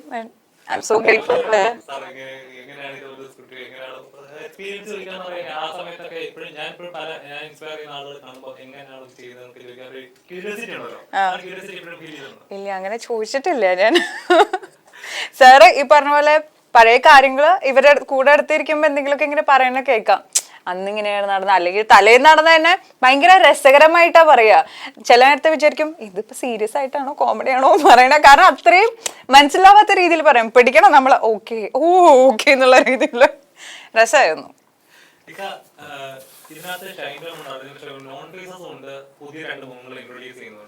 അപ്പം എന്തുകൊണ്ടാണ് ഒരു ന്യൂ ഫേസിനെ വെച്ചിട്ട് ഇങ്ങനെ ഒരു പടം, നോൺ ഫേസസ് ഉണ്ടല്ലോ, അപ്പൊ എന്തുകൊണ്ടാണ് ന്യൂ ഫേസസ് വെച്ച് ഇൻട്രൊഡ്യൂസ് ചെയ്യണം, ഇങ്ങനെ ഒരു പടം ഇൻട്രൊഡ്യൂസ് ചെയ്യണമെന്ന് തോന്നാറില്ല? അങ്ങനെ മനഃപൂർവ്വമൊന്നും സംഭവിച്ചതല്ല, അത് യാദൃശ്ചികമായിട്ട് സംഭവിച്ചതാണ്. കാരണം നമ്മൾ ഒരു പുതിയ ആളെ കൊണ്ടൊന്ന് ഇൻട്രൊഡ്യൂസ് ചെയ്യാൻ പറ്റും എന്ന് പറഞ്ഞിട്ട് അങ്ങനെ അതിൻ്റെ ഒരു കോൺഫിഡൻസ് ആണെന്ന് പറഞ്ഞിട്ട് നമ്മൾ മറ്റേ അമർ അക്ബറിൽ പറഞ്ഞ പോലെ അത് എൻ്റെ കോൺഫിഡൻസ് ആണെന്ന് പറഞ്ഞിട്ട് അങ്ങനെ ചെയ്യുന്നില്ല. സാഹചര്യങ്ങൾ ഒത്തുവന്നപ്പോൾ അതിനകത്ത് മുബിൻ റാഫി ആണ് ആപ്റ്റ് എന്നുള്ളതും പിന്നെ അദ്ദേഹത്തെ വെച്ചിട്ട് ചെയ്യാനായിട്ട് നമ്മളുടെ ഒരു പ്രൊഡ്യൂസർ തയ്യാറാവുക എന്ന് പറയുന്നതും പിന്നെ വേറെ ധൈര്യം എന്ന് വെച്ചിട്ടുണ്ടെങ്കിൽ റാഫിക്കയുടെ മകനെ വെച്ചിട്ട് റാഫിക്കാനാണ് സ്ക്രിപ്റ്റ്. അപ്പോൾ എനിക്ക് വേറൊരു കുരുട്ട് ബുദ്ധി കൂടി ഉണ്ടായിരുന്നു, കാരണം മോനെ വെച്ചിട്ട് ചെയ്യുമ്പോൾ ഒരിക്കലും മോശം സ്ക്രിപ്റ്റ് തരുമല്ലോ എന്നുള്ള, അപ്പോൾ മാക്സിമം നല്ല സ്ക്രിപ്റ്റ് എഴുതി തരുമല്ലോ എന്നുള്ളൊരു അത്യാഗ്രഹം കൂടി ഉണ്ട്. അപ്പോൾ അതുകൊണ്ടായിരുന്നു എൻ്റെ പിന്നിൽ. പിന്നെ അർജുൻ, ഷൈൻ ടോം ചാക്കോ, ദേവിക സഞ്ജയ്, ഈ പറഞ്ഞ പോലെ അങ്ങനെ ഒരുപാട് ആർട്ടിസ്റ്റുകളുണ്ട്. വലിയൊരു താരനിരയുള്ള ഒരു ചിത്രമാണ്. കുറേ ആർട്ടിസ്റ്റുകളുണ്ട്. ഇപ്പോൾ ജോണി ആൻ്റണി ഉണ്ട്, ജാഫർ ഇടുക്കി, പിന്നെ എൻ്റെ അനിയൻ സമ്മദ്, എന്നൊക്കെ നല്ല ക്യാരക്ടർ ചെയ്തിട്ടുണ്ട്. അത് അനിയനെ അതിൻ്റെ പേരിൽ ചെയ്യിപ്പിച്ചതല്ല കേട്ടോ, കുഴപ്പമില്ലാണ്ട് ചെയ്ത്. കഥാപാത്രം ഡിമാൻഡ് ചെയ്യുന്നുണ്ട്. അങ്ങനെയല്ല, ഡിമാൻഡുള്ള ആളെ നോക്കിയിട്ട് കിട്ടിയില്ല. അപ്പോൾ കഥാപാത്രം അപ്പോൾ പിന്നെ അനിയനെ വെച്ചിട്ട് അഭിനയിപ്പിച്ചല്ലേ, അവൻ കുഴപ്പമില്ലാണ്ട് ചെയ്തിട്ട് കൊള്ളൂല്ലെങ്കിൽ മാറ്റി തന്നെ, കുഴപ്പമില്ല. നോർമലി ഒരു ഹ്യൂമർ പടം എനിക്ക് എല്ലാ ജോണസിലും ഹ്യൂമറാണ് ഇച്ചിരി ടഫായിട്ടൊരു ജോൺ എന്ന് പറയുന്നത്. കാരണം എപ്പോഴും കണക്ട് ചെയ്ത് എവിടെയെങ്കിലും കണ്ടിട്ടുണ്ടോ അല്ലെങ്കിൽ പെട്ടെന്ന് അങ്ങനെ കമ്പാരിസൺ വരാറുള്ളൂ. ത്രില്ലർ എന്ന് പറയുമ്പോൾ ഓരോ 10 മിനിറ്റിൽ പ്രേക്ഷകരെ പിടിച്ചിട്ട് നല്ലൊരു ട്വിസ്റ്റ് എലമെന്റ് കൊടുക്കുമ്പോഴായിരിക്കും കൂടുതൽ കാണാനായിട്ട് ഇൻട്രസ്റ്റ് ഉണ്ടാവുന്നത്. നമ്മുടെ ഈ സിനിമ ഹ്യൂമർ കൊണ്ട് അത് അത്യാവശ്യം ത്രില്ലർ എലമെന്റ്സ് ഉള്ള ഒരു ചിത്രമാണ്. ഇത് കണ്ടിരിക്കുമ്പോൾ ശരിക്കും ഞാനൊരു പ്രേക്ഷകൻ്റെ സ്ഥാനത്ത് നിന്നിട്ട് പറയട്ടെ, ഒരു ഡയറക്ടറുടെ കാര്യം നിന്നിട്ട് പറയല്ല. കണ്ടിരിക്കുമ്പോൾ എനിക്ക് തോന്നിയത് ഇത് പ്രെഡിക്റ്റ് ചെയ്യാൻ പറ്റുന്ന സിനിമയല്ല. ഇപ്പോൾ ഈശോ എന്ന് പറയുന്ന സിനിമ ഞാൻ ത്രില്ലർ ജോണറിൽ ചെയ്താണെങ്കിലും അത് കുറേ ആൾക്കാർക്കെങ്കിലും അതിൻ്റെ ഫസ്റ്റ് സീനിൽ തന്നെ ഞങ്ങൾ പ്രഡിക്ഷൻ ഉണ്ടായിരുന്നു, അല്ലെങ്കിൽ ഇന്നതാണ് സംഭവിക്കണമെന്ന് ആദ്യത്തെ സീൻ തന്നെ മനസ്സിലായി എന്ന് പറഞ്ഞത്. അപ്പോൾ ഫസ്റ്റ് സീനിൽ തന്നെ ചില ആൾക്കാർ പറഞ്ഞിരുന്നു, ആദ്യത്തെ ഒരൊറ്റ സീൻ കണ്ടു കഴിഞ്ഞപ്പോൾ തന്നെ നമുക്കിൻ്റെ കഥ മനസ്സിലായി എന്ന് പറഞ്ഞു. അപ്പോൾ അത് നമുക്കൊരു പുതിയ പാഠമാണ്. നമ്മൾ ആ സമയത്ത് ആലോചിച്ചു, പക്ഷെ നമ്മൾ വിചാരിച്ചതെന്ന് വെച്ചിട്ടുണ്ടെങ്കിൽ അത് ചിലപ്പോൾ കണ്ടുപിടിക്കില്ല എന്ന് വിചാരിച്ചു. അതിനുള്ള മാർഗ്ഗങ്ങളൊക്കെ പലതും നോക്കിയെങ്കിലും ഒരുപാട് എല്ലാം ബുദ്ധിയുള്ള പിള്ളേരല്ലേ ഇപ്പോൾ പുതിയത്. അപ്പോൾ അവർക്ക് മനസ്സിലായി എന്ന് പറയുന്നത് അതൊക്കെ പാഠമുള്ളതിൻ്റെ പേരിൽ ഇതങ്ങനെ പ്രെഡിക്റ്റബിൾ അല്ല. ഇത് ഇങ്ങനെ പോയിക്കൊണ്ടിരിക്കുമ്പോൾ അയ്യോ പ്രെഡിക്റ്റ് ചെയ്ത സാധനമല്ല സംഭവിക്കുന്നത്. അപ്പോൾ അങ്ങനെ അതിൻ്റെ കഥാപരമായിട്ട് മുന്നോട്ട് പോകാൻ ശ്രമിച്ചിട്ടുണ്ട്. പിന്നെ ഒന്ന് കഴിയുമ്പോൾ അടുത്തയിലേക്ക് പോയിക്കൊണ്ടിരിക്കുന്ന ആ ഒരു കണ്ടൻസ് പോകുമ്പോൾ നമുക്ക് ആകാംക്ഷയോടുകൂടി കാത്തിരിക്കുമ്പോൾ, ഇപ്പോൾ ഇൻ്റർവ്യൂവിൽ വരുമ്പോൾ സാധാരണ നമ്മൾ എൻ്റെ ഫ്രണ്ട്സിനൊക്കെ കാണിച്ചപ്പോൾ, സിനിമയായിട്ട് വർക്ക് ചെയ്യാത്ത ഫ്രണ്ട്സിനെ കാണിച്ചപ്പോൾ ഇൻ്റർവ്യൂവിലൊക്കെ ആയപ്പോൾ പറഞ്ഞു, ഇത് ഇൻ്റർവ്യൂവിൽ കഴിഞ്ഞിട്ട് എന്തായിരിക്കും സംഭവിക്കണമെന്ന് അറിയാനായിട്ടൊരു ആകാംക്ഷ നോക്കുന്നുണ്ടെന്ന് പറഞ്ഞു. നമ്മൾ അത്രയൊക്കെ ഉദ്ദേശിച്ചിട്ടുള്ളൂ, ആ ആകാംക്ഷയാണ് വേണ്ടത്. അപ്പോൾ അങ്ങനെ ഭയങ്കര എന്താ പറയുക, ഇപ്പോൾ ഇറങ്ങുന്ന സിനിമകളായിട്ട് നമ്മൾ കമ്പയർ ചെയ്തിട്ട് അതിൻ്റെ മേളിലായിരിക്കും ഈ സിനിമ എന്നൊന്നും അവകാശവാദങ്ങളില്ല. ഇതൊരു കണ്ടിരിക്കുമ്പോൾ പോരടിക്കാതെ കാണുക എന്ന് പറയുന്ന, പിന്നെ ആര് പറഞ്ഞ പോലെ ഇതിനകത്ത് വമ്പൻ താരനിര കാര്യങ്ങളൊന്നുമല്ല. പിന്നെ വേറെ കാര്യം എന്ന് വെച്ചിട്ടുണ്ടെങ്കിൽ പുതിയ പിള്ളേരൊക്കെ വെച്ചിട്ട് നമ്മളിങ്ങനെ പരീക്ഷണങ്ങൾ നടത്തുമ്പോൾ അത് സക്സസ് ആകാതെ വന്നാലുള്ളൊരു കുഴപ്പമെന്ന് വെച്ചിട്ടുണ്ടെങ്കിൽ ഒരു പ്രൊഡ്യൂസറും പുതിയ ഇനിയുള്ള ജനറേഷൻ വെച്ചിട്ട് അല്ലെങ്കിൽ പുതിയൊരാളെ വെച്ചിട്ട് പരീക്ഷണം നടത്താനോ അല്ലെങ്കിൽ ഒരു സംവിധായകൻ, ഇപ്പോൾ ഞാനാണെങ്കിൽ പോലും മറ്റേ കട്ടപ്പന ഹിറ്റായ കാരണമാണ് ഇതിനെനിക്ക് ധൈര്യം വന്നത്. അല്ലെങ്കിൽ നമ്മളെന്ത് വിചാരിക്കണം, അയ്യോ ഞാനില്ലട്ടോ ഇനി എന്ന് പറഞ്ഞിട്ട് നമ്മൾ സേഫ് സോൺ നോക്കിയിട്ട് നമ്മൾ മാറേണ്ടി വരും. മലയാള സിനിമ അങ്ങനെ കുറെ പേര് ഫേസ് ചെയ്യുന്നുണ്ട്. ഇതുപോലെ പുതുമുഖങ്ങൾ പലതും വന്നിട്ട് പിന്നീട് അവരാരും കണ്ടിട്ടില്ല. അതെന്താ കാര്യം എന്ന് വെച്ചിട്ടുണ്ടെങ്കിൽ ഞാൻ പറഞ്ഞത് അതിന് കാരണക്കാരായിട്ട്, അതായത് ഇപ്പോൾ പറയുന്നുണ്ടല്ലോ സിനിമയിൽ വരുന്ന പുതിയ പിള്ളേർ വരുന്ന എന്തോരം പേര് പുതിയ ആൾക്കാർ പുറത്ത് ചാൻസ് ഉണ്ട്, അവരാരും നിങ്ങളാരെയും പ്രോത്സാഹിപ്പിക്കണമെന്ന്. ഇവരൊക്കെ വെച്ചിട്ട് നമ്മൾ സിനിമ എടുത്തു കഴിഞ്ഞാൽ കാണാൻ വേണ്ടിയിട്ട് ഈ പറയുന്ന കമൻസ് എഴുതി ഫലിപ്പിക്കാൻ വേണ്ടിയിട്ട് മാത്രമേ ആൾക്കാർക്ക് പറ്റുള്ളൂ. അവർ തിയേറ്ററിലേക്കൊന്നും കാണുമല്ലോ. അവന്മാർ ആദ്യം പറയണമെന്ന് വെച്ചിട്ടുണ്ടെങ്കിൽ ഇത് OTT വരുമല്ലോ, എന്നാൽ ഞങ്ങൾ കണ്ടോളാം. എന്നിട്ട് ഈ OTT കണ്ടിട്ടാണ് ഈ കുത്തിയിരുന്നത്. അല്ലാണ്ട് തിയേറ്ററിലേക്ക് വന്ന് കണ്ടു കഴിഞ്ഞിട്ടുണ്ടെങ്കിൽ അതുപോലത്തെ ഒരു 10 സിനിമ വിജയിച്ചിട്ടുണ്ടെങ്കിൽ എല്ലാവരും, കാരണം സിനിമ ട്രെൻഡിൻ്റെ പുറകെയാണ്. സിനിമ ഒരു 4-5 സിനിമ കണ്ടിന്യൂസ് അങ്ങനത്തെ സിനിമകൾ വിജയിച്ച് കഴിഞ്ഞിട്ടുണ്ടെങ്കിൽ എല്ലാവർക്കും ധൈര്യം വരും, കോൺഫിഡൻസ് വരില്ല, ഇൻഡസ്ട്രിക്ക് മൊത്തം കോൺഫിഡൻസ് വരും. അപ്പോൾ പുതിയ ആൾക്കാർ വരും, പുതിയ ടെക്നീഷ്യൻസ് വരും, പുതിയ ആർട്ടിസ്റ്റുകൾ വരും, അങ്ങനെ അതൊന്നും ഇല്ലാണ്ട് അങ്ങനെ നടത്തുന്ന സിനിമകൾ അത് ഫെയിലറായി കഴിഞ്ഞിട്ടുണ്ടെങ്കിൽ, അല്ലെങ്കിൽ അത് മുടക്ക് മുതൽ തിരിച്ചു കിട്ടില്ല എന്ന് പറഞ്ഞിട്ടുണ്ടെങ്കിൽ നല്ല സിനിമകൾ, ഇപ്പോൾ ഞാൻ പറഞ്ഞില്ലേ, ഞാൻ ഈ അടുത്ത കാലത്ത് കുറേ നല്ല സിനിമകൾ തന്നെ ഞാൻ അവരുടെ ടെക്നീഷ്യൻസിനും ഡയറക്ടേഴ്സിനൊക്കെ ഞാൻ വിളിക്കാറുണ്ട്. ഞാൻ നല്ല സിനിമ കണ്ടു കഴിഞ്ഞാൽ ഒന്നാമത്തെ എല്ലാ സിനിമ കാണാൻ പോകും, തിയേറ്ററിൽ പോയിരുന്ന് കാണുന്ന ആളാണ്. അപ്പോൾ തിയേറ്ററിൽ കണ്ടതിന് ശേഷം ഞാൻ അതിൻ്റെ ഡയറക്ടേഴ്സിനെ, എനിക്ക് ഇഷ്ടപ്പെട്ട് കഴിഞ്ഞാൽ ടെക്നീഷ്യൻസിനെ ഡയറക്ടേഴ്സിനൊക്കെ ഞാൻ നേരിട്ട് വിളിക്കും, നമ്പറില്ലെങ്കിൽ തപ്പി പിടിച്ച് വിളിക്കുമ്പോൾ. എന്നിട്ട് ഞാൻ അവരുടെ അടുത്ത് ഇങ്ങനെ കാര്യം, അപ്പോൾ അവർ പറയുന്ന സങ്കടം, ചേട്ടാ സംഭവം ഒക്കെയാണ്, പക്ഷേ തിയേറ്ററിലൊക്കെ ആളില്ല ചേട്ടാ, തിയേറ്ററിലൊക്കെ ആൾ വരുന്നില്ല. ഞാൻ പറഞ്ഞു നല്ല സിനിമ, നല്ല രസമുണ്ട്. എന്നിട്ട് എന്താ കാര്യം എന്ന് വെച്ചിട്ടുണ്ടെങ്കിൽ ഇത് OTT വരൂലേ, OTT ഈ സിനിമ തിയേറ്ററിൽ ഓടിയില്ലെങ്കിൽ ഇപ്പോൾ OTT എടുക്കണില്ല. OTT വന്നതിന് ശേഷം എക്സ്പീരിയൻസ് ചെയ്യേണ്ട പടമായിരുന്നു. ഭയങ്കര സിനിമയായിരുന്നു ഇത്. എന്തുകൊണ്ട് നമ്മളുടെ ആളുകൾ ഇവനൊന്നും കണ്ടിട്ടുണ്ടാവില്ല, ഇവനൊക്കെ കണ്ടായിരുന്നെങ്കിൽ നേരത്തെ ഇതിന് കുത്തി എഴുതി മറിക്കാൻ എഴുതി മറിക്കാനായിട്ട് യാതൊരു മടിയില്ല. അപ്പോൾ ബുദ്ധിജീവിയാവും. അപ്പോൾ ഈ സിനിമ തിയേറ്ററിൽ ഓടണമായിരുന്നു, എന്തുകൊണ്ട് ഇതിനെ നമ്മൾ പ്രോത്സാഹിപ്പിച്ചില്ല എന്നൊക്കെ ചോദിച്ചിട്ട് മലയാള സിനിമയെ തളർത്തും. അവൻ കണ്ടേക്കണ മൊബൈലിലായിരിക്കുള്ളൂ കണ്ടിട്ട്. അപ്പോൾ ആ തിയേറ്റർ എക്സ്പീരിയൻസ് എന്ന് പറയുന്ന തിയേറ്റർ എക്സ്പീരിയൻസ് അത് തന്നെയാണ്. കാരണം തിയേറ്ററിൽ കാണേണ്ട സിനിമ നമ്മൾ മൊബൈലിൽ കണ്ടു കഴിഞ്ഞിട്ടുണ്ടെങ്കിൽ ഒരു കോൾ വരുമ്പോൾ അതിൻ്റെ ഫ്ലോ പോയി, അത് കട്ട് ചെയ്തിട്ട് നമ്മൾ 10 മിനിറ്റ് അല്ലെങ്കിൽ 15 മിനിറ്റ് അല്ലെങ്കിൽ 2 മിനിറ്റ് സംസാരിച്ചിട്ട് വീണ്ടും ഇതിലേക്ക് തിരിച്ചു വരുമ്പോഴേക്കും അതുവരെ കണ്ട സാധനം പോയി, പിന്നെ അതിൻ്റെ കണക്ഷൻ പോയി, എന്താണെന്ന് മനസ്സിലാവുകയില്ല. അതിനിടയിൽ 100 കാര്യങ്ങളുണ്ടാകും. അപ്പോൾ അങ്ങനെ കണ്ടിട്ടാണ് അവസാനം കുത്തിരുന്ന് എഴുതുന്നത്. എനിക്ക് ഈ സിനിമ ഒട്ടും വർക്കായില്ല. ഇത് തിയേറ്ററിൽ ഭയങ്കര ആരവമായിരുന്നു, ബഹളമായിരുന്നു. പക്ഷേ ഞാൻ കണ്ടിട്ട് ചീറ്റിപ്പോയി എന്ന് പറഞ്ഞിട്ട് അത് ഈ രണ്ടാമത് OTT വരുമ്പോൾ തിയേറ്ററിൽ ഭയങ്കര ആരവവും ബഹളവും ചിരിയും. ഇതിൽ എനിക്കൊരു ചിരിക്കാനും തോന്നിയില്ല എന്ന് പറഞ്ഞിട്ട് രണ്ടാമത് ഈ മൊബൈലിൽ കണ്ടിട്ടാണ് ഈ എഴുതുന്നത്. കാരണം നമ്മളങ്ങനെ കണ്ട് നമുക്കങ്ങനെ ഫീൽ ചെയ്യുള്ളൂ. 10 പേര് ചിരിക്കുന്ന കണ്ടാലാണ് 11ാമത്തെ ആൾ ചിരിക്കുള്ളൂ. അത് പണ്ട് ഈ നമ്മൾ ഇംഗ്ലീഷ് വെബ് സീരീസും കാര്യങ്ങളൊക്കെ കാണുമ്പോൾ അവർ ആ ആൾക്കാർ അവർ പണ്ട് ചെയ്തിട്ടുള്ള കാര്യമാണ്. അവർ നമ്മൾ കണ്ടിട്ടുണ്ടാവും ആ ചാനൽസിലൊക്കെ ഈ കോമഡി സീരീസിൽ അതിൻ്റെ കൂടെ ചിരി ഇടും. ചിരിക്കേണ്ട ചിരി വരേണ്ട സ്ഥലങ്ങളിൽ അവർ ചിരി ഒരു ക്രൗഡിൻ്റെ ചിരി മിസ്റ്റർ ബീനിലും ഇതിലൊക്കെ നമ്മൾ കണ്ടിട്ടുള്ളതാണ്. ആ ചിരി എന്ന് വെച്ചിട്ടുണ്ടെങ്കിൽ നമ്മൾ ഒരു 10 പേര് ചിരിച്ചാലാണ് നമുക്കും ഓട്ടോമാറ്റിക്കായിട്ട് ചിരി വരുള്ളൂ. അത് തിയേറ്ററിൽ മാത്രമേ കിട്ടുള്ളൂ. അതല്ലാണ്ട് അത് മൊബൈലിലും ടിവിയുടെ നമ്മുടെ വീടിൻ്റെ മുമ്പിലിരിക്കുമ്പോൾ നമുക്ക് ആ കോമഡി സീൻ വരുമ്പോൾ അപ്പുറത്തുനിന്ന് വൈഫ് വിളിച്ച് പറയും, നിങ്ങൾ ആ മീൻ മേടിക്കാൻ പോകണല്ലേ, അവിടെ ആ മാർക്കറ്റിൽ സാധനം പറഞ്ഞ് ഏൽപ്പിച്ചിട്ടുണ്ട് എന്നും പറഞ്ഞിട്ടൊക്കെ നിൽക്കുന്നതിനിടയിലാണ് ഈ സാധനം വന്ന് ഇതിൻ്റെ മുമ്പിൽ നല്ലൊരു കോമഡി ചീഞ്ഞു പോണത്. ടി വിയിലിരുന്ന് കണ്ടുകൊണ്ടിരിക്കണം. ആണേ ഞാൻ മേടിക്കാം എന്ന് പറഞ്ഞിട്ട് നമ്മൾ അങ്ങോട്ട് നോക്കി വയ്ക്കുമ്പോൾ ഇവിടെ സസ്പെൻസ് പോയി. അവനെ ആരാണ് കൊന്നത്, ആരാണ് ഇതിൻ്റെ പിന്നിലുണ്ടായിരുന്നതൊക്കെ പോയി. ഇതെല്ലാം കഴിഞ്ഞിട്ട് ഇരുന്ന് എഴുതും. അതിനകത്ത് ഒരു തേങ്ങ ഉണ്ടായില്ല, ഒരു ട്വിസ്റ്റ് ഉണ്ടായില്ല.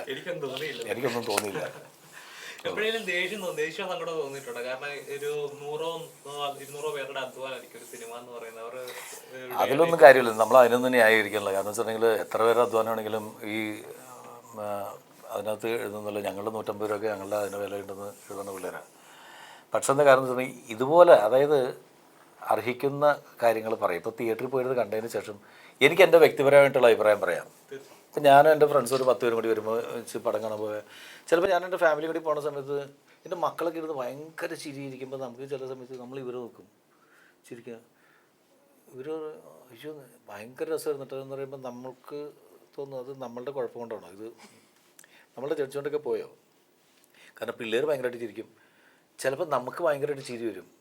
അവരൊരിക്കലും ഇതിന് ഇത്ര ചിരിക്കാൻ എന്താണെന്ന് നമ്മുടെ അടുത്ത് ചോദിക്കും. അപ്പോൾ പലർക്കും പല ജഡ്ജ്മെൻറ്റ്, പല തലമുറയ്ക്കും അല്ലെങ്കിൽ പല ആൾക്കാർക്കും. ഇപ്പോൾ എൻ്റെ ഫ്രണ്ട്സിന് ഒരേ പ്രായത്തിലുള്ള ഞങ്ങളൊരു 5 ഫ്രണ്ട്സ് കൂടി ഒരുമിച്ച് അവിടെ പോയിരുന്നു കഴിഞ്ഞിട്ടുണ്ടെങ്കിൽ പടം കഴിഞ്ഞ് ഇറങ്ങുന്ന സമയത്ത് അതിൽ 2 പേര് എനിക്ക് ഓക്കെ ആയിട്ടാ എന്ന് പറയുന്ന സമയത്ത് മറ്റവർ എന്ത് എനിക്കത് എങ്ങനെ മനസ്സിലായില്ല എന്ന് പറഞ്ഞിട്ട് അങ്ങനെ പല അഭിപ്രായം ഉണ്ടാവും.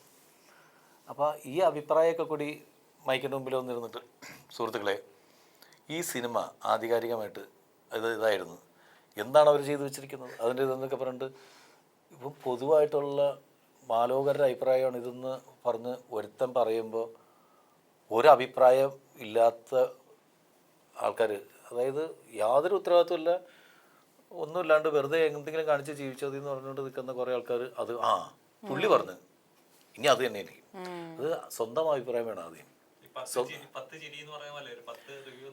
10 റിവ്യൂ വരുമ്പോൾ ഈ റിവ്യൂവിനെ വിശ്വസിക്കുന്ന പ്രശ്നം. റിവ്യൂസ് ഇട്ടോട്ടെ, എനിക്ക് എൻ്റെതായ അഭിപ്രായം എന്ന് പറഞ്ഞിട്ടില്ല. ഈ റിവ്യൂവിനെ വിശ്വസിക്കുന്ന അതേ റിവ്യൂ കണ്ടിട്ട് ഞാൻ പറഞ്ഞിട്ട് നെഗറ്റീവ് റിവ്യൂസ് കണ്ടിട്ട് ഞാൻ പോയിട്ട് പടം കണ്ടിട്ട് അത് പലപ്പോഴും പറഞ്ഞിട്ടുണ്ട് എനിക്ക് പോസിറ്റീവായിട്ട് തോന്നിയതും പോസിറ്റീവ് റിവ്യൂ കണ്ടിട്ട് ഞാൻ പോയി കാണുമ്പോൾ നമുക്ക് നെഗറ്റീവ് റിവ്യൂ ഫീൽ ചെയ്യുന്നതായിട്ടുള്ള സിനിമകളുണ്ട്. ഇപ്പം നമ്മളുടെ പടത്തിനും അങ്ങനെ ആകാം. പക്ഷെ അത് പൊതുവായിട്ട് ഈ സിനിമ ജനങ്ങൾ ദയവ് ചെയ്തിട്ട് ആരും പോയി കാണരുത് എന്നൊക്കെ ആധികാരികമായിട്ട് കയറി എന്ന് പറയുമ്പോൾ അതാണ് ക്രൈം. അതൊരു ഇൻഡസ്ട്രീനെ തകർക്കുന്നതിന് അത് ക്രൈം തന്നെയാണ്. അതിനെ പ്രോത്സാഹിപ്പിക്കുന്നതിൽ യാതൊരു കാര്യമൊന്നുമില്ല.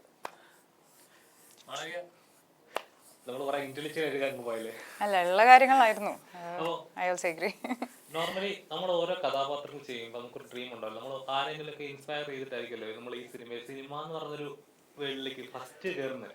അപ്പോൾ എനിക്കും സിനിമയിലാണ്, എനിക്ക് ഇന്ന നടിയെ പോലെ ആവണം, ഇന്ന പോലെ അഭിനയിക്കണം, റീൽസൊക്കെ കാണാറുണ്ട്. അപ്പോൾ ഫസ്റ്റ് എപ്പോഴാണ് ഇതാണ് എൻ്റെ വഴി, ഇതാണ് എൻ്റെ റൂട്ടെന്ന് തോന്നിയ ഒരു ഇതെന്താ സ്പാർക്ക് ഉണ്ടാകുന്നത്? സത്യം പറയുകയാണെങ്കിൽ ഞാൻ മൂവിയിലേക്ക് സ്റ്റാർട്ട് ചെയ്തത് ഇങ്ങനെ ഒരു ആഗ്രഹത്തിലല്ല, പടം ചെയ്യണം എന്ന്. പലർക്കും അങ്ങനെയാണ്. അപ്പോൾ എനിക്ക് ആ ഒരു ബ്ലെസ്സിങ് കിട്ടി, അത് ഞാൻ മുന്നോട്ട് കൊണ്ടുപോയി. ഓൺ ദി ഗോയിൽ ഒരു എനിക്ക് തോന്നുന്നു നടൻ എന്ന് പറഞ്ഞ മൂവിയൊക്കെ ചെയ്യുന്ന സമയത്തായിരുന്നു. അന്ന് ജയറാമേട്ടൻ്റെ കൂടെ ഐ സ്റ്റിൽ റിമെമ്പർ ജയറാമേട്ടൻ്റെ അമ്മ മരിച്ച് അന്ന് രാത്രി എന്തോ ഷൂട്ടിങ് ആള് പൂർത്തിയാക്കിയിട്ട് പോയത് അവിടുന്ന്. അപ്പോൾ അതും എടുത്തുകൊണ്ട് നിന്ന് ഭയങ്കര ഒരു ഇമോഷണൽ സീക്വൻസ് ഒക്കെ ആയിരുന്നു. ഞാനും ഉണ്ടായിരുന്നു അതിൽ, അച്ഛനും മകളായിട്ടാണ് ചെയ്തത്. അപ്പോൾ അതിൽ ആ ഒരു ഇമോഷനിൽ അയ്യോ എനിക്ക് എങ്ങനെ പറയണം എന്നറിയില്ല, ഭയങ്കര ഞാൻ ജയറാമേട്ടനെ ഇങ്ങനെ നോക്കിക്കായിരുന്നു ഇങ്ങനെ ചെയ്യുന്നതെന്നുള്ളത്. അത് ഭയങ്കര ഇമോഷണൽ ആയിട്ടുള്ളൊരു സീനായിരുന്നു. അപ്പോൾ ആഫ്റ്റർ ദാറ്റ് സീൻ അല്ലെങ്കിൽ ഇൻ ബിറ്റ്വീൻ എനിക്ക് അന്ന് വരെയെന്ന് പറഞ്ഞാൽ എന്താ ഓഫർ വരുന്നു ചെയ്യുന്നു, ചെറുപ്പം മുതലേ വന്നിരുന്നു, പക്ഷെ എല്ലാം ഞാൻ നെഗ്ലക്റ്റ് ചെയ്തിരുന്ന ഒരാളാണ്. പിന്നെ ഒരു നെസസറി ടൈം ആയപ്പോൾ ഞാൻ തുടങ്ങി ചെയ്തു. മേ ബി അന്നായിരിക്കും എനിക്ക് തോന്നിയിട്ടുണ്ടായിരുന്നത് ഇങ്ങനെ ചെയ്താൽ ശരിയാവില്ല, എനിക്ക് I want to do more, നല്ല നല്ല ക്യാരക്ടേഴ്സ് ചെയ്യണം, അല്ലെങ്കിൽ എന്നെക്കൊണ്ട് എന്തെങ്കിലും ചെയ്യാൻ പറ്റുന്ന രീതിയിൽ കിട്ടുന്ന ക്യാരക്ടേഴ്സ് ബെറ്ററായിട്ട് ചെയ്യാന്നുള്ള രീതിയിൽ ചെയ്യണം എന്ന് ആഗ്രഹിച്ചത് ഒരുപക്ഷെ ആ ഒരു ഫിലിമിലായിരിക്കാം. അതെ. ഇപ്പൊ മാളവിക അറിയാലോ, ഒരു ഇനോഗ്രേഷൻ ക്യൂൻ എന്നാണ് സോഷ്യൽ മീഡിയയിൽ വിളിക്കുന്നത്. ആൾക്കാരും പലതും പറയും. അപ്പൊ നോർമലി പക്ഷെ എപ്പോഴും കമന്റ്സ് വരുമ്പോ എപ്പോഴും കേൾക്കുക, ഞാൻ ഒരാളുടെ പേഴ്സണൽ ലൈഫാണ്, അയാൾ എന്ത് ചെയ്യണം എന്ത് ചെയ്യണം എന്നുള്ളത്. അപ്പൊ സോഷ്യൽ മീഡിയയിൽ പറഞ്ഞ കമന്റ് തൊഴിലാളികൾ അങ്ങനെയാണ് ഇപ്പൊ വിളിക്കുന്നത്. ഒരു പണിയില്ലാതെ വെറുതെ എന്ന് കമന്റ് ചെയ്യുക, പേഴ്സണലായിട്ട് അവരുടെ ഫാമിലി, പേഴ്സണൽ വീട് ഫാമിലിയെ വരെ ഹേർട്ട് ചെയ്തിട്ട് എപ്പോഴെങ്കിലും തോന്നിയിട്ടുണ്ടോ ഇത് ഇവർ സൊസൈറ്റിയുടെ കുഴപ്പമാണോ വ്യക്തികളുടെ കുഴപ്പമാണോ? വ്യക്തിയിൽ നിന്നാണല്ലോ ആദ്യം തുടങ്ങുന്നത്. ഇപ്പോൾ ആദ്യം ആരോടെങ്കിലും എന്തെങ്കിലും പറഞ്ഞു കഴിഞ്ഞാൽ ഒരാളെ കൊണ്ട് ഒരു ചേഞ്ച് വരുത്താൻ പറ്റില്ല ഒരു സൊസൈറ്റിയിൽ എന്ന് പറയുന്ന ആൾക്കാരുണ്ട്. മറ്റൊരാളെ കുറ്റം പറയുന്നതിന് മുമ്പ് അവനവൻ എങ്ങനെയാണ് എന്നൊരു ക്വസ്റ്റ്യൻ മാർക്ക് ആദ്യം വേണമെന്ന് തോന്നിയിട്ടുണ്ട് എനിക്ക്. എല്ലാവർക്കും ഇപ്പോൾ ജഡ്ജ്മെൻറ്റ് ചെയ്യാം, പക്ഷേ ഒരാളെ ഭയങ്കരമായിട്ട് ഡീഗ്രേഡ് ചെയ്യുന്ന രീതിയിൽ ഞാൻ ഈ പറയുന്ന ആൾക്കാർക്ക് ആർക്കും പേഴ്സണലി ചെന്ന് ഒരു കാര്യം ചെയ്തിട്ടില്ല, ഒരു ദ്രോഹവും ചെയ്തിട്ടില്ല, അവരുടെ ഫാമിലിക്ക് ഒരു ദ്രോഹം ചെയ്തിട്ടില്ല. ഞാൻ മാത്രമല്ല, ഈ അറ്റാക്സ് കിട്ടുന്ന എല്ലാവരും. ഇത് അറ്റാക്ക് എന്നുള്ള ആദ്യം ഇനീഷ്യൽ സ്റ്റേജിൽ നിന്ന് തുടങ്ങിയെങ്കിലും ഇപ്പം അതൊരു അറ്റാക്ക് അല്ല, ഒരു ഗ്രൂപ്പ് ഇപ്പം ഈ പറഞ്ഞ പോലെ ഒരു അനാവശ്യ കാര്യത്തിന് അല്ലെങ്കിൽ ഒരാവശ്യമില്ലാതെ എന്തിനോ വേണ്ടി അതിപ്പോ അതിപ്പോ കുറച്ച് ആൾക്കാരുടെ നല്ലല്ല, നമ്മൾ നോക്കുകയാണെങ്കിൽ ഏത് ഫേമസ് ഒരാളുടെ ഇതില് കൂടെ അവർക്ക് വേണ്ടത് പറയുന്നുണ്ട്. അപ്പോൾ അതൊന്നും അവർ ബോധേഡ് അല്ല. അപ്പോൾ ആ ഫേമസ് ആൾ ബോധേഡ് അല്ല, പറഞ്ഞിട്ട് അവർക്ക് അത് എഫക്ട് ചെയ്യാനും പോകുന്നില്ല. അതേപോലെ തന്നെ ഞാൻ ആലോചിക്കാറുണ്ട്, പക്ഷെ നമുക്ക് ഒരാൾ വിചാരിച്ചു കഴിഞ്ഞാൽ ഇപ്പൊ ഇത്രയും പേരെ വായടക്കാൻ പറ്റുമോ എന്ന് ചോദിച്ചു കഴിഞ്ഞാൽ ഇല്ല. വേറെ കാര്യമുണ്ട് മാളവിക, ഇത് അറിയാൻ പാടില്ലാത്ത കാരണം നമ്മുടെ പ്രേക്ഷകർക്കും കാരണം ഇതിനകത്ത് പല ഐഡീസ് ഇല്ലേ, കമൻസ് വരുന്നില്ലേ, നെഗറ്റീവ് കമൻസ് ഇടാൻ വേണ്ടിയിട്ട് മാത്രമായിട്ട് ഇപ്പോൾ ഫേക്ക് ഐഡീസാണ്. ഫേക്ക് ഐഡീസിൽ അതിനകത്ത് ശരിക്ക് ഒരാളുടെ പേര് പോലും ഉണ്ടാവില്ല. അതെ, സീറോ പോസ്റ്റ്. അന്ന് അവർ ആ കമന്റ് ഇടാൻ വേണ്ടി ക്രിയേറ്റ് ചെയ്ത പോസ്റ്റ്. ഇതിന് വേണ്ടിയിട്ട് മാത്രമായിട്ടുള്ള 10,000 കണക്കിന് ഫേക്ക് ഐഡീസ് മാത്രം ക്രിയേറ്റ് ചെയ്ത് വെച്ചിരിക്കുന്ന ഗ്രൂപ്പുകളുണ്ട്. അതിനകത്ത് അവരുടെ ജോലി എന്ന് പറയുന്നത് നെഗറ്റീവ് കമന്റ്സ്, ഇവനെ തകർക്കാൻ വേണ്ടിയിട്ട് നെഗറ്റീവ് കമന്റ്സ് ഇടുക എന്ന് പറഞ്ഞാൽ ആരെങ്കിലും ഏൽപ്പിച്ച് കഴിഞ്ഞിട്ടുണ്ടെങ്കിൽ അവർ അതിനകത്ത് നെഗറ്റീവ് കമന്റ്സ് ഇട്ട് കഴിഞ്ഞിട്ടുണ്ടെങ്കിൽ അവരെ കണ്ടുപിടിക്കാൻ പോലും, കാരണം അവർ നമ്മളിനിയിപ്പോൾ അവരുടെ ഐഡിയയിൽ കയറിയിട്ട് നമുക്ക് പേഴ്സണലി ചീത്ത പറയാന്ന് വെച്ചിട്ടുണ്ടെങ്കിൽ അത് ക്രിയേറ്റഡ് ആണ്. അത് ആർക്കും സ്വന്തമായിട്ട് വ്യക്തിപരമായിട്ട് അവർക്ക് ഹേർട്ട് ചെയ്യില്ല, കാരണം വെച്ചിട്ടുണ്ടെങ്കിൽ അതെല്ലാം ഫേക്കാണ്. അപ്പം അത് കണ്ടിട്ട് നമ്മൾ സാധാരണക്കാരെന്താ വിചാരിക്കണമെന്ന് അറിയോ, ശരിക്കും ഒരാളുടെ പേര് വല്ലതും ഉണ്ടല്ലോ, മറ്റേ ചൈനീസ് പേരൊക്കെ ഉണ്ടാവും. അപ്പോൾ അതിനകത്ത് നമ്മൾ അത് കണ്ടിട്ട് അപ്പോൾ സാധാരണക്കാരായിട്ടുള്ള ഇവര് ഫാമിലിയൊക്കെ ഇത് കമന്റ്സ് വായിക്കുമ്പോൾ അയ്യോ എല്ലാം നെഗറ്റീവ് കമന്റ്സ് ആണ്. ഈ നെഗറ്റീവ് കമന്റ്സ് ഇടാൻ വേണ്ടിയിട്ട് മാത്രം ഒരു വിഭാഗത്തെ സൃഷ്ടിച്ചു വെച്ചിട്ടുണ്ട്. അപ്പോൾ അതല്ല ശരിക്കും കറക്റ്റായിട്ട് ജെന്യൂൻ ആയിട്ടുള്ളത് നമ്മളുടെ ഐഡിയിൽ നിന്ന് നമ്മുടെ മുഖമുള്ള ഇതിൽ നിന്ന് നമ്മൾ വന്ന് ഒരാൾക്കൊരു അഭിപ്രായം പറയാം. പേഴ്സണൽ മെസ്സേജസ് വരും കുറച്ച് നല്ല കാര്യങ്ങൾ, അത് നമ്മൾ ഒരിക്കലും കമന്റ്സിൽ കാണില്ല. ഇത് നമ്മൾ ഇങ്ങനെ കമന്റ്സ് നെഗറ്റീവ്സ് ഇടുന്നവരെ എനിക്കറിയുന്ന എന്നെ പേഴ്സണലി സപ്പോർട്ട് ചെയ്യുന്ന ആൾക്കാരെ ചെന്ന് സംസാരിച്ചിട്ടുണ്ട്. നിങ്ങൾ മാളവിക എന്തെങ്കിലും ഇങ്ങനെ ഈ പറഞ്ഞ രീതിയിൽ എന്തെങ്കിലും നിങ്ങളുടെ അടുത്ത് പെരുമാറിയിരുന്നോ എന്നൊക്കെ ചോദിക്കുമ്പോൾ പലരും റിപ്ലൈ തരുന്നത് എന്താണെന്നറിയോ, ഇല്ല എനിക്കപ്പോൾ അവിടെ വന്നതിന് അറ്റൻഷൻ കിട്ടുമല്ലോ അതുകൊണ്ട് ഇട്ടതാ, ഇല്ല ചേച്ചി എനിക്ക് ഒരു കുഴപ്പമില്ല ആ കുട്ടിയായിട്ടൊന്നും. അപ്പോൾ ഒന്ന് ആലോചിച്ച് നോക്കണം, ഇത് ഒരൊറ്റ ലൈനാണ് ഒരാൾ പറഞ്ഞത്, ഇതിന്റെ പല വേർഷൻസ് ആണ് പലരും. അവൻ പറഞ്ഞത് ഇങ്ങനെയാ അപ്പൊ ഞാനും ഇവനെ സപ്പോർട്ട് ചെയ്യും, അവൻ ആരാന്ന് ചോദിച്ചാവോ ആ സമയത്ത് ആരോ ഒരാൾ കമന്റ് ചെയ്തു. വേറൊരു കാര്യം എന്ന് വെച്ചിട്ടുണ്ടെങ്കിൽ 10 പേര് ഒരു പോസിറ്റീവ് പറഞ്ഞിട്ടുണ്ടെങ്കിൽ അതിൽ ഒരുത്തൻ കയറി നെഗറ്റീവ് പറയുമ്പോൾ ആ നെഗറ്റീവ് പറയണതന്നെയാണ് ശ്രദ്ധിക്ക് പോകും. അവന് കുറച്ചുകൂടി വിവരമുണ്ട് മറ്റുള്ളവർ. നെഗറ്റീവിനോട് ഭയങ്കര ഒരു അട്രാക്ഷൻ ആണ് തോന്നുന്നു. ആലോചന കുറ്റം പറഞ്ഞ അല്ല അത് എന്ന് വെച്ചിട്ടുണ്ടെങ്കിൽ അങ്ങനെ, കാരണം വേറെ ഒരാൾ ഇപ്പോൾ ഞാൻ പറയട്ടെ, നമ്മൾ ഒരേ പ്രായത്തിലുള്ള നമ്മൾ പഠിച്ചുകൊണ്ടിരിക്കുന്ന സമയത്ത് അടുത്ത വീട്ടിലെ പഠിപ്പിസ്റ്റുകളായിട്ടുള്ള പിള്ളേരെ ചൂണ്ടിക്കാണിച്ചിട്ട് നമ്മളുടെ അമ്മയും അപ്പനും പറയൂലേ, അവനെ കണ്ടുപഠിക്കടാ എന്ന് പറയുമ്പോൾ നമുക്ക് അവനോട് തോന്നുന്നൊരു ദേഷ്യമുണ്ട്. അവനെ എങ്ങനെയെങ്കിലും അവൻ ഒരു ബൈക്കിന് പോകുമ്പോൾ ഒന്ന് തെന്നി വീണ് കയ്യും കാലും ഒടിഞ്ഞെങ്കിൽ അല്ലെങ്കിൽ അങ്ങനെ ആഗ്രഹിച്ച് നടക്കുന്ന സ്ഥലത്ത് നിന്ന് അങ്ങനെയാണ് കുറേ ആൾക്കാർ. അതായത് കുറേ ആൾക്കാർ ഇവർ നോക്കുമ്പോൾ കുറേ ആൾക്കാർ സിനിമ ഡയറക്റ്റ് ചെയ്യുന്നു, കുറേ ആൾക്കാർ അഭിനയിക്കുന്നു. എനിക്കാണെങ്കിൽ ഒന്ന് തേങ്ങ ആകാനും പറ്റണില്ല. എൻ്റെ വീട്ടിൽ എനിക്ക് ഒരു ശ്രദ്ധയും കിട്ടണില്ല, ആൾക്കാർക്കും വേണ്ട വീട്ടുകാർക്കും വേണ്ട, പട്ടി പോലും ഓടിച്ചിടണല്ലോ. അവര് നോക്കുമ്പോ അവര് കുത്തിയിരുന്ന് അവർക്ക് തീർക്കാനുള്ള ഇവിടെ തീർക്കാണ്, അത്രേ ഉള്ളൂ.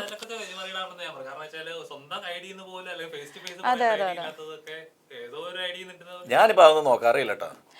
ഞാൻ മുമ്പൊക്കെ നോക്കായിരുന്നു. ഇപ്പൊ എന്തെങ്കിലും സംഭവം വന്നിട്ടുണ്ടെങ്കിൽ എൻ്റെ ഒരു ഇൻ്റർവ്യൂ എന്തെങ്കിലും സാധനം വന്നിട്ടുണ്ടെങ്കിൽ അതിൻ്റെ അടിയിലേക്ക് കമൻസ് നോക്കാറില്ല. കമൻസ് നോക്കി കഴിഞ്ഞിട്ടുണ്ടെങ്കിൽ കമൻസ് നോക്കി ഇവരുടെ ധാരണ എന്ന് വെച്ചിട്ടുണ്ടെങ്കിൽ നമ്മൾ കമൻസ് നോക്കി വേദനിക്കും എന്നുള്ളൊരു അതിന് വേണ്ടിയിട്ടാണ് ഇവർ ഇടുന്നത്. നമ്മൾ ആ സൈഡിലേക്ക് നോക്കാതെ ഇരുന്ന് കഴിഞ്ഞിട്ടുണ്ടെങ്കിൽ നമ്മളുടെ എന്തിനാണ് നമ്മൾ വല്ലവന് ഒരു ജോലിയും പണിയില്ല, നാടിനും വേണ്ട വീട്ടുകാർക്കും വേണ്ടാതെ കിടക്കുന്ന ഏതോ ഒരുത്തൻ വന്നിട്ട് അതിനകത്ത് കമന്റ് ഇട്ടെന്ന് പറഞ്ഞിട്ട് നമ്മൾ അതിൻ്റെ പുറകെ നമ്മൾ വിഷമിച്ചെടുക്കുന്നത്. നമ്മൾ അടുത്ത ജോലി ചെയ്യുക, പോസിറ്റീവായിട്ട് നമ്മൾ ചിന്തിക്കുക. അത് നമ്മൾ അതിനടിയിൽ അവൻ പറഞ്ഞിട്ടുണ്ടല്ലോ ഇവൻ പറഞ്ഞിട്ടുണ്ട് അതിൻ്റെ പുറകെ പോകാതിരിക്കുക, അതിലേക്ക് നോക്കേ ചെയ്യാതിരിക്കുക എന്നുള്ളതാണ്. നമുക്ക് ജോലിയും പണിയുള്ളവർ അത് ചെയ്യും. അല്ലാത്തവൻ നമ്മളോടുള്ള ദേഷ്യം തീർക്കാൻ വേണ്ടിയിട്ട് നമ്മൾ കാണുകയാണെങ്കിലാണ് അവൻ്റെ ദേഷ്യം തീർത്തത് നമുക്കറിയാം. കാണുന്നില്ല. നമ്മുടെ സിനിമയിലേക്ക് വരുമ്പോഴേക്കും ഇപ്പോൾ റാപ്സാന്റെ സ്ക്രിപ്റ്റുകൾ പറയുമ്പോൾ അറിയോ ഒരു ക്രിസ്പായിട്ട് കൊള്ളിക്കേണ്ടത് കൃത്യമായിട്ട് കൊള്ളിച്ചായി പറയുന്നത്. അപ്പോൾ ഈ സിനിമയും അതുപോലത്തെ ഒരു സിനിമയെ ഞാൻ എക്സ്പെക്ട് ചെയ്യുന്നു. അപ്പോൾ ഇങ്ങനൊരു സിനിമ ചെയ്യുന്ന സമയത്ത് മുബിനാണ് ഇപ്പോൾ ഒരു കഥാപാത്രമാവാനായിട്ട് കുറച്ച് സമയം എടുക്കുമല്ലോ, ഷേപ്പ് ചെയ്യാൻ സമയം എടുത്തോ മുബിനെ? അല്ല, മുബിന് സിനിമയുടെ ഒരു എക്സ്പീരിയൻസ് എന്ന് പറഞ്ഞു കഴിഞ്ഞാൽ അയാൾ സിനിമയിൽ അസോസിയേറ്റ് ഡയറക്ടർ അസിസ്റ്റന്റ് ഡയറക്ടറൊക്കെ ആയിട്ട് വർക്ക് ചെയ്തിട്ടുള്ള റാഫിഖാടെയും ഷാഫിയുടെയൊക്കെ പടത്തിൽ. അപ്പോൾ സിനിമയും അതിനായിട്ടൊരു ടെക്നിക്കൽ സൈഡും എല്ലാം അത്യാവശ്യം എക്സ്പീരിയൻസ്ഡ് ആയിരുന്നു. പിന്നെ ഒരു പുതിയ ആൾ അഭിനയിക്കാൻ വരുമ്പോൾ ചിലപ്പോൾ നന്നായിട്ട് അഭിനയിക്കുമായിരിക്കും, പക്ഷേ ഈ ടെക്നിക്കൽ സൈഡും കൂടി പഠിച്ചിരിക്കണമല്ലോ. ചിലപ്പോൾ ഒരു സെഷൻ പറഞ്ഞു കഴിഞ്ഞിട്ടുണ്ടെങ്കിൽ ഒരു ഷോട്ട് പറഞ്ഞു കഴിഞ്ഞിട്ടുണ്ടെങ്കിൽ അതിനെ എങ്ങനെ നമുക്ക് അത് മറ്റേ ലൈറ്റ് കട്ടാകാതെ അല്ലെങ്കിൽ ആർട്ടിസ്റ്റിന് ഓവർലാപ്പ് ആകാണ്ട് എങ്ങനെ വരാൻ പോകാം എന്നൊക്കെ പറയുന്നത് ചിലർക്ക് നന്നായിട്ട് അഭിനയിക്കുന്നവർക്ക് ഉണ്ടാകുന്ന ആദ്യത്തെ ടെക്നിക്കൽ എററാണ്. പക്ഷേ അതൊന്നും ഇതിനകത്ത് അത്രയും ടെക്നിക്കൽ സെൻസ് ഉള്ളതിൻ്റെ പേരിൽ അതും നമുക്ക് ബുദ്ധിമുട്ടുണ്ടായില്ല, നല്ലായിരുന്നു. സിനിമ എന്ന് പറഞ്ഞാൽ ഇക്കയ്ക്ക് സംബന്ധിച്ചിട്ടുണ്ടാവും ഒരു സിനിമാക്കാരന്റെ ജീവിതത്തിൽ വേണ്ട 3 കാര്യങ്ങൾ ഞാൻ പരിപൂർണമായിട്ടുള്ള സിനിമാക്കാരെന്ന് പറയാനോ അല്ല. ഞാൻ ഈ സിനിമ ഇല്ലാത്ത സമയത്ത് സ്റ്റേജ് ഷോ ചെയ്യണ ആളെപ്പോഴും ഞാൻ എന്തോരം സ്റ്റേജ് ഷോന് കൊണ്ടെന്നറിയോ. ഇപ്പോൾ ഞാൻ മുമ്പ് പറഞ്ഞിട്ടുണ്ട്, കട്ടപ്പനയിൽ ഒരു വർഷം എന്ന് പറഞ്ഞ സിനിമ ഇറങ്ങുന്ന സമയത്ത് ഞാൻ ബഹ്റിനിൽ സ്റ്റേജ് ഷോ ദാസേട്ടനും സുജാ ചേച്ചിയുടെയും കൂടെ ഷോ ചെയ്തുകൊണ്ടിരിക്കുന്നത്. എൻ്റെ റിലീസ് ഇവിടെ കേരളത്തിൽ നടക്കുന്ന സമയത്ത്. അപ്പോൾ ഇതിന് നമ്മൾ സ്റ്റേജ് ഷോ നമ്മുടെ എനർജി എന്ന് പറയുന്നത് അതാണ്. അതായത് ഓഡിയൻസ് ആയിട്ടുള്ള ഫേസ് ടു ഫേസ് ആണ്. ആ ഒരു എനർജി തന്നെയാണ് നമ്മളെ മുന്നോട്ട് നയിക്കുന്നത്. കാരണം വെച്ചിട്ടുണ്ടെങ്കിൽ എനിക്കിപ്പോൾ ഞാൻ പറയട്ടെ, നമ്മൾ ചെയ്യുന്ന സിനിമകളിൽ നല്ല പാട്ടുകൾ ഉണ്ടാകാറുണ്ടെന്ന് പറയാറുണ്ട്. ഈ പാട്ടുകൾ ഉണ്ടാകാൻ കാരണം എന്ന് വെച്ച് കഴിഞ്ഞിട്ടുണ്ടെങ്കിൽ സ്റ്റേജ് എക്സ്പീരിയൻസ് ആണ്. ഞാനിപ്പോൾ ഗാനമേളയ്ക്ക് ഇപ്പോഴും ഗാനമേളയ്ക്ക് പോയിക്കൊണ്ടിരിക്കും. ഭയങ്കര ഇഷ്ടമാണ് ഗാനമേളയ്ക്ക് പോകാൻ. അപ്പോൾ കിട്ടുന്ന ഗാനമേളയ്ക്ക് പിടിച്ച് പോകാറുമുണ്ട്. അപ്പോൾ ഗാനമേളയ്ക്ക് പോകുമ്പോൾ ഓഡിയൻസായിട്ട് എങ്ങനെയാണ് അവർക്ക് എങ്ങനത്തെ പാട്ടുകളാണ് ഇഷ്ടമെന്ന് നമുക്കറിയാം.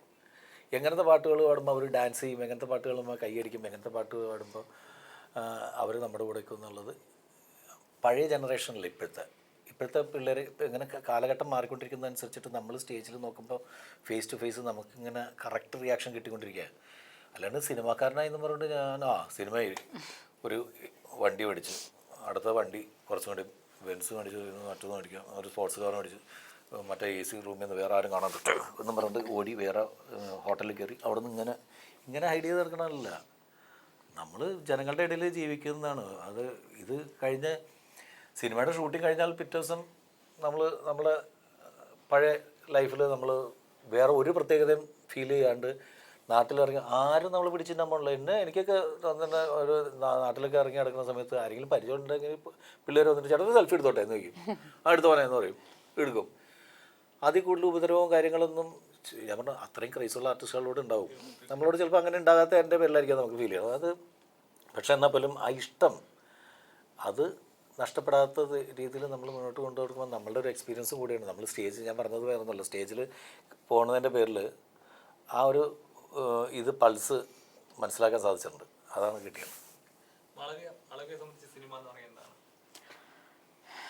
ഇപ്പോൾ എല്ലാമാണ് എനിക്ക് അറിയാവുന്നൊരു കാര്യം, അല്ലെങ്കിൽ പഠിച്ചുകൊണ്ടിരുന്ന കുറച്ച് കാലമായിട്ട് ഇൻവെസ്റ്റ് ചെയ്തിട്ടുള്ളൊരു സംഭവം സിനിമയിലാണ്. അപ്പോൾ അതല്ലാതെ എനിക്ക് വേറെ ഒന്നും ചെയ്യാൻ അറിയില്ല എന്നൊക്കെ.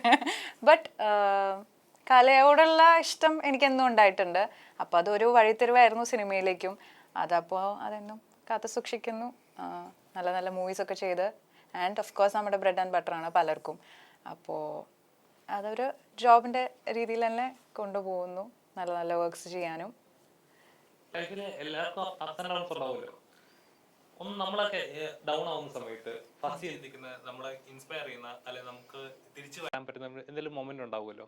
ലൈഫിൽ അങ്ങനത്തെ ഒരു മൊമെന്റ് എന്തായിരിക്കും വളവിയെ സംബന്ധിച്ച്? ഒന്ന് ഡൗൺ ആയിരിക്കുമ്പോൾ ഞാൻ ഇന്ന കാര്യം ഓർത്താൽ, ഇന്ന ആളെ ഒന്ന് കമ്മ്യൂണിക്കേറ്റ് ചെയ്താൽ, അല്ലെങ്കിൽ ഇന്ന ഇൻസിഡന്റ് ഓർത്താൽ പോലെ ഓൺ ആവും എന്ന് തോന്നുന്ന ആ ഒരു മൊമെന്റ് എന്തായിരിക്കും?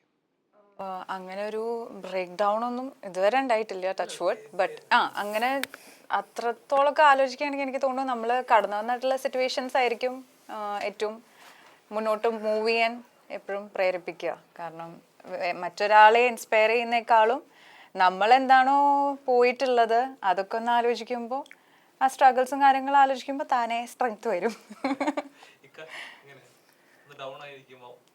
അല്ല എനിക്ക് ഇതിൻ്റെ 2 വേർഷന് കൂടി യാത്ര ചെയ്തുകൊണ്ടിരിക്കുന്ന ആളാണ്.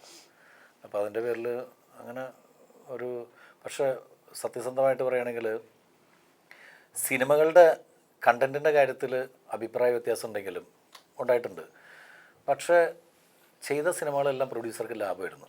അങ്ങനെ 6 സിനിമ, മലയാളത്തിലെ 6ാമത്തെ സിനിമ അത്. ഇത് കഴിഞ്ഞ ഇപ്പോൾ ഈ സിനിമ നമ്മൾ റിലീസ് ചെയ്യുന്നുള്ളൂ. കഴിഞ്ഞ 5 പടങ്ങളിലും പ്രൊഡ്യൂസർക്ക് പൈസ കിട്ടിയിട്ടുള്ള ഇത് നമ്മുടെ സിനിമകളിൽ നിന്ന്. കാരണം ഞാൻ എണ്ണം എടുത്ത് പറയുകയാണെങ്കിൽ അമരക് ബറന്തോണി ഇതിൻ്റെ വേറൊരു കാര്യം, ഇത് തള്ളല്ല, സത്യസന്ധമായിട്ടുള്ള കാര്യമാണ്. കാരണം അവർ ടാക്സും കൂടി കൊടുത്താണ്.